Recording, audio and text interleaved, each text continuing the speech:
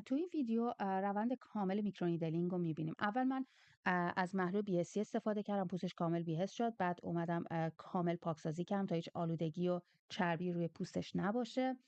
بعد از محلول ضدعفونی کننده استفاده کردم تا درمان کاملا ایمن باشه. تو مرحله بعد از کارتریج استریل یه بار مصرف استفاده کردم. برای این کلاینت هم از کارتریج 11 استفاده کردم، چون خیلی ساله داره میکرونیدلینگ انجام میده، مقاومت پوست بالایی داره.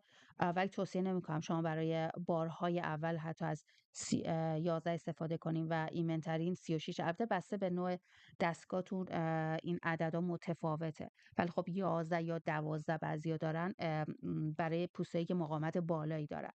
بعد برای جذبم از سرم‌های فیوژن استفاده می‌کنم. یه برند اسپانیایی خیلی خوبه، خیلی جواب میده. برای این کلاینت هم جوانساز بود، XFC پلوسش استفاده کردم.